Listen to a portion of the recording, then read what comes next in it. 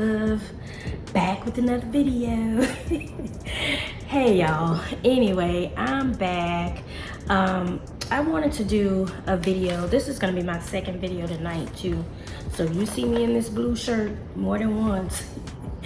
I just kind of changed. I left my office and came in the living room, but I just wanted to do a video answering some of the questions that I've received on YouTube and TikTok with you guys. I want to thank you so much for coming back to watch my videos. I know y'all like these claims adjuster videos, and I understand why.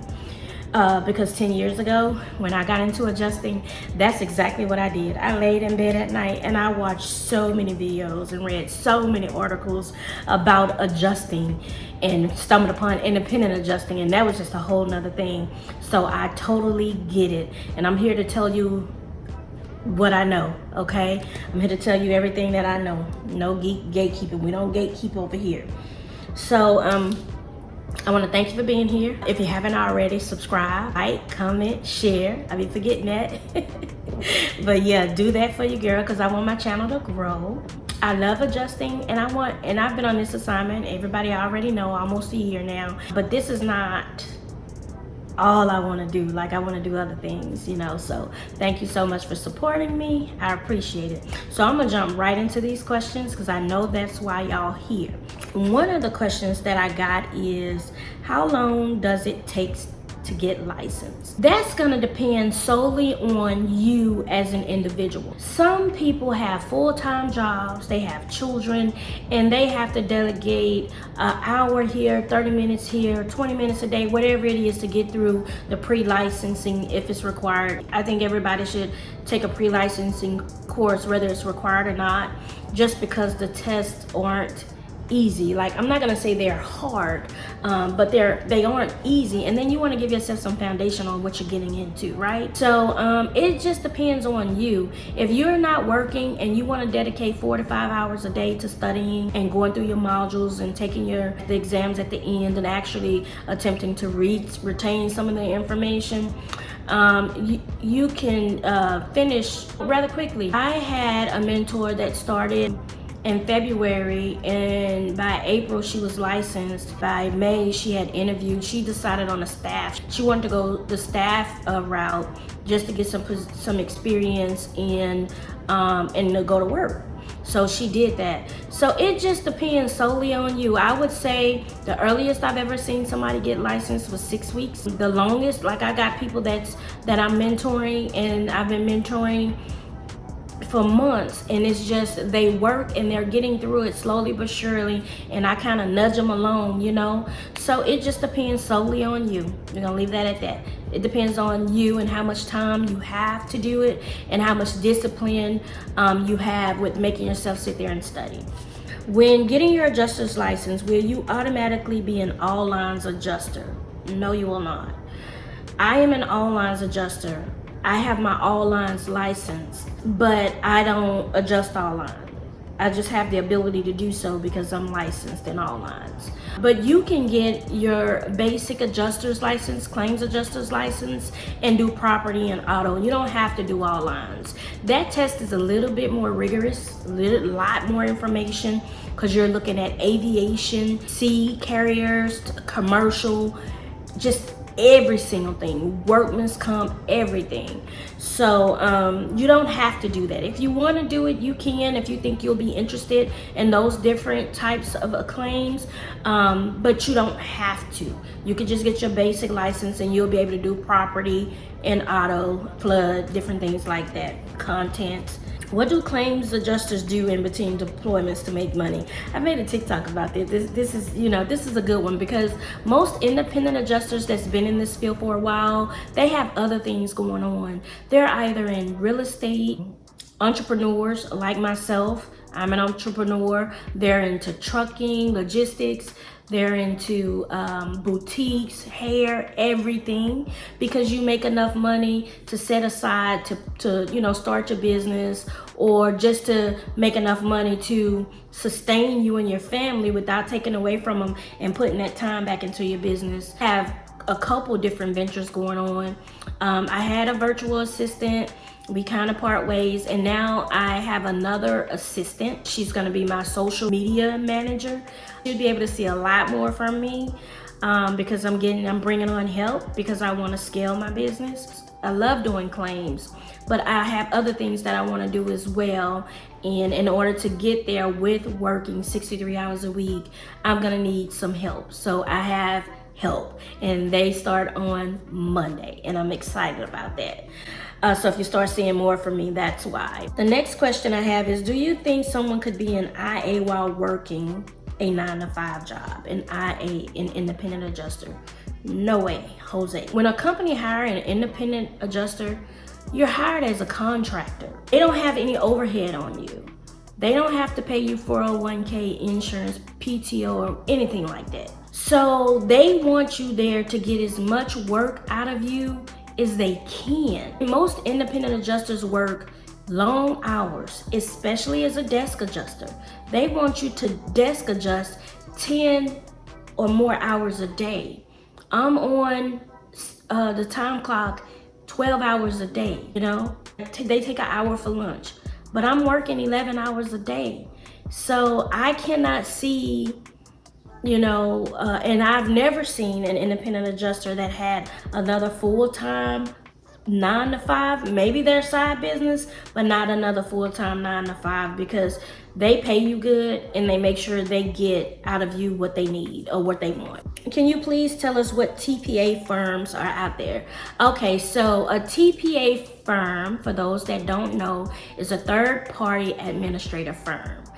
And a TPA, which is what I'm working for now, most of them handle everything across the spectrum, okay? And when I say everything across the spectrum, I mean they handle Amazon account, FedEx, UPS, they handle state and city municipality claims, liability claims, slip and falls. They handle claims. They have some auto companies that's small, and rather than hire claims adjusters, they hire the TPAs to manage their claims. So a TPA is a third party administrator, and I'm going to name some that I've either had experience with or I know someone who has experience with them, or I've helped someone get hired by them. The first one is going to be Sedgwick. Sedgwick just acquired another smaller TPA, and they are making some big moves as far as like having a lot of staff positions available. From what I hear, they're a pretty good company. They're mobile. You have your laptop and you're able to be on the go like me. I do not work for Sedgwick. I'm just able to be on the go.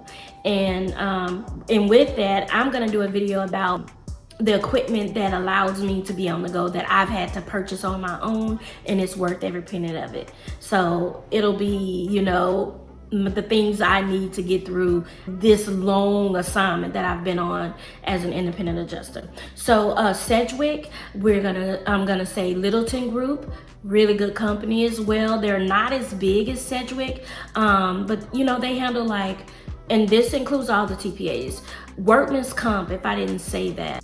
The Best IRS, Crawford is a TPA as well. So when I first started assisting and mentoring people into being an independent adjuster, I always leaned on the adjusting firms, the CAT adjusting firms like Pilot, EA Renfro, GRS Adjusting, Wardlaw, Alacrity, Worley. I always, you know, leaned on them and went towards them, and they have a lot of small ones as well. But the industry is changing and it's more out there than those rosters. I recommend you get on those rosters, definitely. But you can also look at these TPAs, because some of these TPAs have long-term assignments. I'm with the TPA. I've been on my assignment since August of 2021. So in another 6 weeks, be a full year on this assignment. And I've never done that. I've never seen that. I've been on assignments 10 months, 9 months. And a lot of that is I ended up being a file reviewer you know. So even after they did the big layoff, I was still on reviewing files and new adjusters coming in that's making mistakes and different things like that. So yeah, check out the adjusting firms, but also take a look at the TPAs. Here lately, I've mentored about 3 people and assisted them with resume writing and interviewing skills and just different things like that to actually get hired on as a staff adjuster. So everybody have different goals. You do this the way that works for you. I've been both a staff adjuster and an independent adjuster. I just happen to like being an independent adjuster because I didn't have to work all year. But you know, I'm here. So yeah, those are pretty much from TikTok, one from YouTube. Oh, I had one question on YouTube. She says, can you go over how you actually close claims and common mistakes new adjusters make when doing claims? Going over how to close claims is would be a video in itself. I've worked with many different carriers, and the basis of closing a claim is pretty much the same, but everybody have a different workflow that they use, and they will train you on those. They understand if you come from somewhere else that, you know, you're not familiar with their workflows, and they'll train you on those. But I will answer common mistakes new adjusters make when doing claims. Okay, so as I said prior, I have been a file reviewer and a team lead before throughout my career. And as a file reviewer, some of the most common mistakes made by new adjusters are, and this one is in regards to property, not understanding policy language. You have to be able to interpret the policy. So just say you're called in for a CAT assignment. It's last minute. The first thing they're gonna do before they even get anything loaded onto your laptop is give you their policy to review. You're gonna have that policy. Most times they give you a paper policy and they'll email you a policy. I would always keep that policy next to me when I'm working claims, because that policy tells you, that basic policy tells you where to start. So you have to know how to interpret policy and follow policy language. And if you don't know, you ask. You ask, right? Because it's so much information. And a lot of times with these carriers, they change stuff on a daily basis. So you just simply ask. So not understanding policy language is one thing. And then just know that there's always exclusions and additions and add-ons, you know, to policies and different things like that. So yeah. Again, with policy, you know, it includes the dwelling, personal liability, personal property, loss of use, additional living expenses. And that brings me back to a claim I reviewed when I was a file reviewer. The customer or the insured didn't realize that all of the funds that they had spent out of pocket, about $12,000, to evacuate and live in a hotel for a couple weeks, a month before they were able to even get back to their home, was covered. So I found that additional living expenses, and I was able to reimburse that to them. They just sent me the receipts. It was simple as them sending me the receipts. But this was a new adjuster and they just didn't know. You know, they didn't know everything up to that point.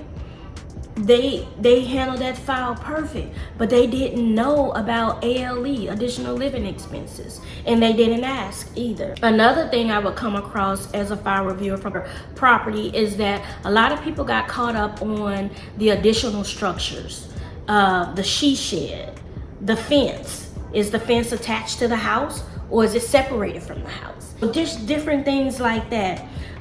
Medical payments, slip and falls. Did you know that, you know, some policies have where someone come into your home, they slip and fall after a storm because they're coming, you tell somebody, come in and give me an estimate, they come in, they fall. It's coverage for that. So just different things like that. So just taking your time, making sure you understand all aspects of the policy. Let's see, with auto, a lot of the mistakes I've seen being a team lead or a file reviewer for auto is just understanding policy. Understanding what's covered, what's not. Understanding what happens if your insured is licensed in your state, but they go outside of the state and have an accident, and the policy limits are different in that state.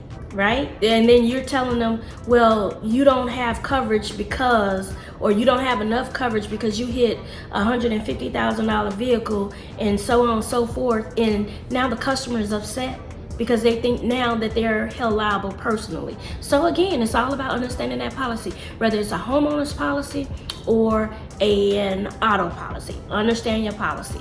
Understand the policy language. And it's not hard, because once you start going through it and really taking your time to get to know it, and you're applying it every day to every claim, you get to know that policy like the back of your hand. And then when you go somewhere else, you have to unlearn the prior policy from the prior season, because it's stuck in your head, right? Especially if you've only had like 2 or 3 months off between assignments. I think that's all I have as far as questions.